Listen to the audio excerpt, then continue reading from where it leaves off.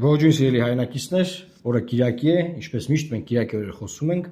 եւ քանի որ վաղը ազգային ժողովում քննարկվելու է կառավարության 2026-2031 թվականների ծրագիրը, եկեք շատ հակիրճ հնարավորինս փորձենք տեսնել թե ինչ կա ծրագրում։ Եվ մեզ այդ հարցում օգնում է Ազատություն ռադիոկայանի այս հրաշալի ռեպորտաժը։ Վարչապետ Նիկոլ Փաշինյանի հռչակած իրական Հայաստանի գաղափարախոսության հիման վրա կազմված ու մեջբերեմ 4-րդ հանրապետության սկիզբ մասնարարող կառավարության հնգամյա ծրագրով գործադիր է սոցիալ-տնտեսական մի շարք առանցքային հարցերի շուրջ շատ ավելի համեստ խոստումներ է տալիս, քան 2021-ի ընտրություններից հետո։ Իրական Հայաստանի գաղափարախոսությունը Հայաստանի Հանրապետությունում դարձել է պաշտոնական գաղափարախոսություն։ Առաջիկա 5 տարիների ընթացքում Այստեղ մի րոպե, սիրելի հայրենակիցներ։ Նիկոլ Փաշինյանը պնդում է, որ իրական Հայաստանի գաղափարախոսությունը, որ ինքը ներկայացրել է, անհասկանալի չգիտենք ինչի մասին է, կեղծիքի վրա կառուցված մի բան է, կեղծիքը հետևյալն է, որ ամբողջ Հայաստանի Հանրապետության ժողովուրդը ցանկանում է գրավել հարևան պետություններ, օրինակ ուզում է Թուրքիայից հողեր հետ բերել, գրավել Ադրբեջանը, բան տես նմանատիպ թեզը առաջ բերել ու ասում է ես պնդում եմ, որ մեզ պետք է այս եղած իրական Հայաստան, հետաբար այս իրական Հայաստանն է կարևոր, սա պետք է բանել, այսինքն ստի վրա մի հատ սուտ բան ես վերագրում քո օպոնենտներին, կեղծիքը վերագրվել է Հայաստանի ժողովրդին, իբր Հայաստանի ժողովուրդը կոնֆլիկտացին ժողովուրդ է, ուզում է հարձակվի հարևանների վրա, հողեր հետ բերի ինչ-որ բան, եւ ինքը ասում է այս իրական Հայաստան, այս իրական Հայաստանի գաղափարախոսությունը ու իբր թե դրանով կրել են ընտրությունները։ Ընտրությունները կրել են, հարց չկա, բայց դրանով չեն կրել ընտրությունները, 1000 ու մի կոմպոնենտ կա իր ստացած 720,000 ձայների մեջ։ Բայց ինչևից է։ Ասենք թե ընտրությունների հաղթել եք, հասկացանք։ Բա ոնց կարա օրինակ մեկ քաղաքական ուժի ծրագիր, որը ստացել է 49% ձայն կամ 720,000-ի կարգի քվե, դառնա պաշտոնական գաղափարախոսություն։ Կոմունիստական երկիր է, ինչ է, ժողովրդավարական, ազատ, ինքնիշխան պետությունը, լիբերալ դեմոկրատիաների ժամանակաշրջանում, ոնց կարող ունենա պաշտոնական գաղափարախոսություն։ Ինչ պաշտոնական գաղափարախոսություն։ Հիշում եք ժամանակին են, որ Հայաստանը օջախ է, ընտանիքը օջախ, սա օջախապետություն բան։ Ինչ որ պահել կար, որ իդես պաշտոնական գաղափարություն էին դրել, օջախապետության պերիոդը հիշում եք, մինչև պատերազմներ։ Հիմա ես լսեցի sense ականջս ծակեց, այսինքն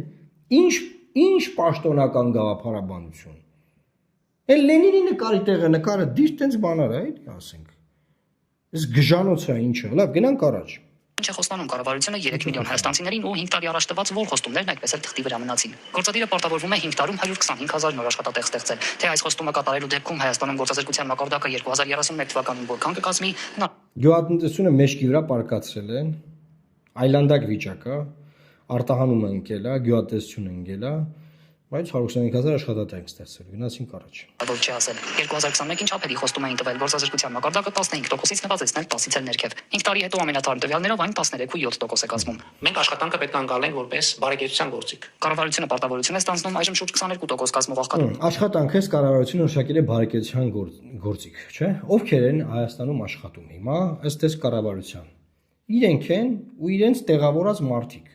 Ասենք ամբողջ ազգային ժողովի բացման նստաշրջանները նվիրված էր մի մարդու նրա կնոջ աշխատավարձի, հետո մի հատ ուրիշ մարդու իր կնոջ աշխատավարձի, հետո մի հատ ուրիշ մարդու իր կնոջ աշխատավարձի ու այդ ձևի էլի, այսինքն աշխատանքը բարեկեցության միջոց է, այդ ում մասին է, ձեր մասին է, դուք իրար աշխատանքի եք ընդունում, իրար պարգևատրում եք, ում մասին է, էլի սովորական ժողովուրդը կա այս թեմայի մեջ թե չկա, գնացինք առաջ։ Մակարդակը նվազեցնել 5%-ային կետով, այսինքն հասցնել մոտ 17%-ի։ 2021-ին շատ ավելի մեծ թիրախ էին ընտրել, որին նույնպես հասնել չստացվեց։ Խոստանում էին, որ մինչ 2026 թվականը Հայաստանում աղքատությունը 2 անգամ կկրճատվի։ Այսինքն այժմ այն չպետք է անցներ 14%-ի շեմը, ավելի ցածր, քան հիմա խոստանում են իրականացնել մինչև 2031 թվականը։ Պետությունը պետք է ուժեղացնի մարդուն, մարդը պետք է ուժեղացնի պետության։ 2021-ին կառավարությունը խոստացել էր 5 տարիների ընթացքում վերացնել ծայրահեղ աղքատությունը։ Այս խոստումը նույնպես թղթի վրա մնաց։ Ամենաթարմ 2024-ի տվյալները ներկայացնող վիճակագրությամբ Հայաստանում Արձանագրում եք, չէ՞, որ ինչ խոստացել են սուտադուսեք է։ Ստի կեղծիքի վրա կառուցված մի բան։ Ավելի քան 30,000 մարդ բավարար մթերք ձեռք բերել չի կարողանում ու թերսնված է։ Կառավարության 2026-2031 թվականների ծրագրով ծայրահեղ աղքատությունը վերացնելու խոստում ընդհանրապես չկա։ Որքան կբարձրացնեն կենսաթոշակը մինչև 2030։ Արդեն ծայրահեղ աղքատությունը վերացնելու վերաբերյալ խոստում չկա։ Այսինքն մի բան որ սովորել է այս իշխանությունը, այս 8 տարվա մեջ սովորել է ինչպեսին լինել իշխանություն։ Այսինքն իշխանությունը ոնց է լինում, չէ՞։ Որտեղ մինչև այդ միամիտ էին, բացես միամիտ բաներ էին գրել, բան հիմա այլ չեն գրում։ Ինչ ծայրահեղ աղքատություն, ինչ վերացնել։ Այն նախորդ ծրագրում գրած էր հայկական Արցախ։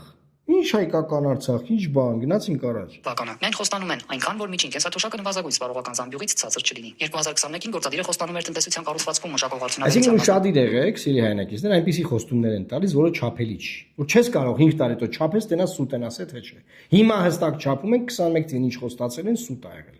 Ամբողջությամբ սուտ ա եղել, խապկանք, խափեպայություն, չնայած դրան ընտրվել են, հա։ Սուտ կեղծիկ, բայց հիմա տեսեք հմտացել են, հմտություններ են ձեռք բերել, ոնց խափել, որ չբռնվել, այսինքն ոնց խափես, որ չբռնվես ստիդ վրա, այսինքն ի սկզբանե չտալ այնպիսի խոստում, որը չափելի է, հնարավոր չի լինելու ապագայում չափել այս կառավարության ծրագրի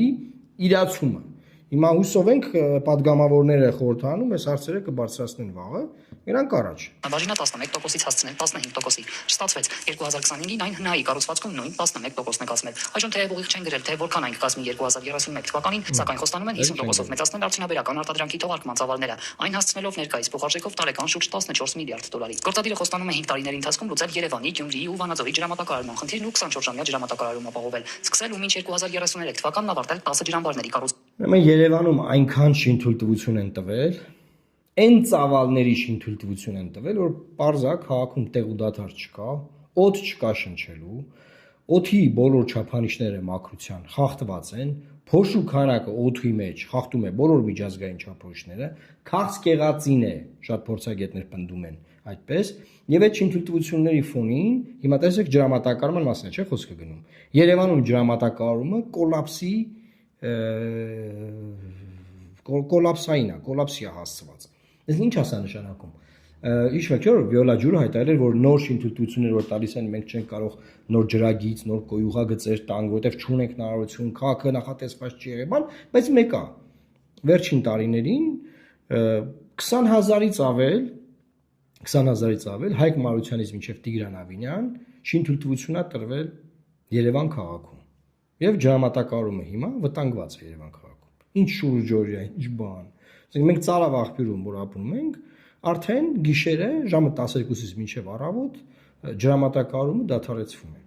Նման բան գոյություն չուներ, ասենք ամիսներ առաջ։ Հիմա արդեն ռեժիմները տարբեր թաղամասերում տարբեր ձևով փոխվել է։ Դե որակի մասին չենք խոսում, որակի մասին էլ բազմաթիվ վկայություններ կան։ Արփին Հովհաննիսյանը զբաղվում է այդ գործով եւ բավականին մեծ խախտումներ են հայտնաբերված։ Գնացինք առաջ։ 350 կիլոմետր ջրանցքներ ու խողովակաշարեր կառուցել, ավարտել ակադեմիական քաղաքի տեխնոլոգիական կլաստերի ու 3600 ուսանողի համար նախատեսված կացարանի կապ։ Ակադեմիական քաղաք։ Ուրեմն ակադեմիական քաղաքին մենք անդրադարձել ենք նախընտրական քաղաքաշարի ժամանակ, որ եթե մենք ընտրվենք, մենք այդ ծրագիրը չեղարկելու ենք, այն խայտառակություն է, այն աղքատ երկրի ազգային ռեսուրսը անկապ մի հատ անիմաստ տարածքում ծախսելու մի ճանապարհ է, որի արդյունքում միջազգային բոլոր չափանիշներով հաստատված օրինակ մայրաքաղաքներում ինչպես են ուսանողական կյանք, ուսանողական քաղաք, բուհեր, առաջադեմ մասնագետները, դասախոսները, ուսանողությունը, այդ եռացող ուժը Երևան քաղաքից ինչ են ուզում անել, ուզում են դուրս բերեն։ Ամբողջ աշխարհում ամենազբաղված մայրաքաղաքներում կան բուհեր, կա ուսանողություն, կա ուսանողական կյանք, բայց չէ։ Այս իշխանությունը որոշել է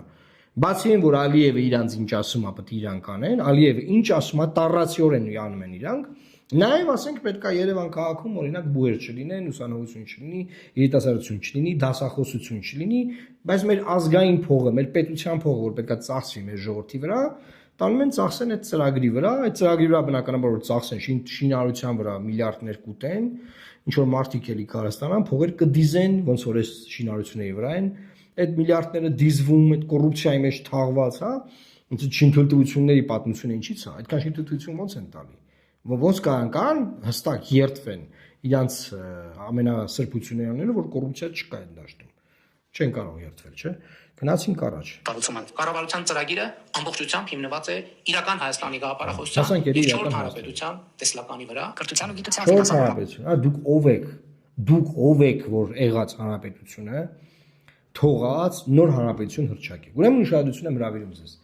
Ցանկացած բան, որ մեր իշխանությունը ասել ասա լավը չի պիտի նոր հռչակենք, ինչա տեղ ունեցել։ Եղածը, որը թերի է, լավը չի, պրոբլեմատիկ այն որ խնդիրներ ունի, բան, կործանվել է, բառացիորեն եմ ասում։ Կործանվել է ու նորը չի ստեղծվել։ Օրինակ այս երկար տարիներ է, տեսեք, Ալիևը, Էրդողանը, բան ասում են, ձեր ատոմակայանը պետքա փակեք, չէ՞։ Հիմա որը ոնց փակեն ատոմակայանը։ Ասում են նորն են կառուցելու։ Նորի ոչ մի պայմանագիր, ոչ մի ծրագիր, ոչ մի բան գոյություն չունի, եղածը քանդելու, կործանելու վրա մեծ ջանքաներ դրված եւ աշխատանքներ են գնում։ Նույնը Արցախյան հակամարտության մասին կարող ենք ասել, նույնը Արցվաշենը հետ բերելու մասին կարող ենք ասել։ Ցանկացած թեմա, որ իրանք ասում են, էս եղածը լավը չէ, հեսա մենք նորն ենք անում, հատեսա նոր բան ենք անում, իմացեք այդ եղածը կործանվելու։ Այսինքն հիմա երրորդ հանրապետություն, այս հանրապետությունը, որ չգիտեմ, ասում են երրորդ հանրապետություն։ Այս Հայաստանի հանրապետությունը։ Ինչ եք ուզում, էլի այս Հայաստանի հանրապետությունից ինչ եք ուզում, այս ժողովրդից ինչ եք ուզում։ Բա մենք 4-րդը պետք է հիմնադրենք։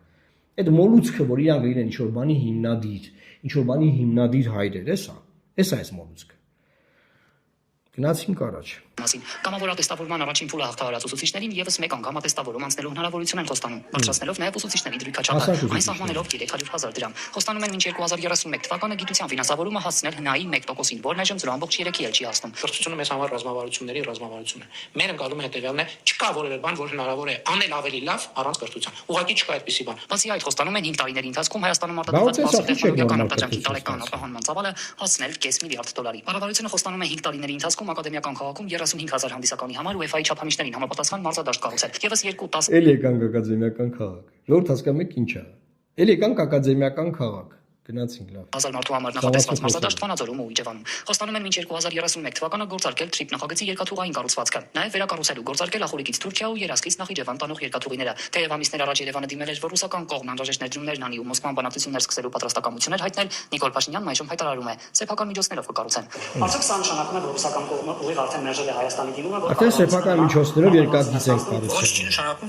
Չի նշանակում շինարարությունը իրականացնելու պետական բյուջեի միջոցներով։ Կառավարությունը նաև ծրագրում է երկաթուղիների հավատարմագրված կառավարման համակարգը վերանայել այնպես, որ չխոչընդոտի մեջ բերեմ Հայաստանի Հանրապետության միջազգային տրանսպորտային համակարգի ինտեգրման պատմական հնարավորության իրականացմանը, թե ինչ մեխանիզմով ծրագրում չեն մանրամասնում։ Երևանը հարցը բարեկամաբար լուծելու ցանկություն ունի, առաջարկում են, որ Ռուսաստանը կոնսենսիոն գնացին առաջ ուշացրել է պայմանագրի խզման կամ հաջորդ կետը ուրա գալիս ենք վեհապարին կաթոլիկոսին հանելուն, այսինքն դրածա կաթոլիկոսին պետքա հեռացնել, պետքա տեղապահ նշանակել, պետքա չգիտեմ հետո նոր թե ոնց անել դա բարձ չի, բայց դե իրանց նախընտրական ծրագրում գրել էին, որ մենք պետքա կաթոլիկոսին հեռացնենք, հիմա ասում են ժողովուրդը մեզ ընտրել է, պաշտոնական արդեն всё, մենք պետքա կաթոլիկոսին հեռացնենք։ Դրանով էլ են իրանք զբաղվելու եւ ընդհանրապես ես ուզում եմ ասել հետեւյալը, որ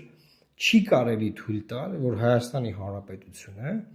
այս եղած ավտորիտար բարքերով, որ հիմա կա, ավելի ավտորիտար դառնա, որովհետեւ այն մտածողությունը, այն խոսիթը, որ այստեղ դրված է, որ մեր կուսակցության ծրագիրը դարձել է պաշտոնական գաղափարախոսություն։ Դուք ով եք, որ ձեր կուսակցության ծրագիրը դառնա պաշտոնական գաղափարախոսություն։ Հա ծրագիր եք դրել, ծրագրով հաղթել եք ընտրությունները, դա նշանակում է, որ 5 տարով կառավարման իրավունք եք ստացել։ Դա մեծ հարց է, 5 տարին կառավարելու եք, թե չէ։ Մեծ հարց է, թե այդ ընտրությունների ժամանակ այսպես կոչված ընդդիմադիր ուժերը ինչ սխալներ են արել, որ դուք վերընտրվել եք, դա էլ իր հերթին, հա, բայց վերընտրվել եք, դուք 5 տարով երկիրը կառավարելու իրավունք եք ստացել։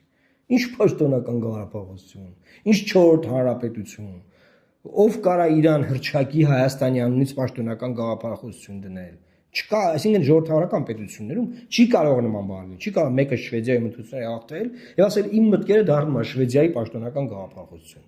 Վզից կբռնենք, կշպրտենք կառավարության շենքում կլինի, պարլամենտում կլինի, որտեղ որ կլինի։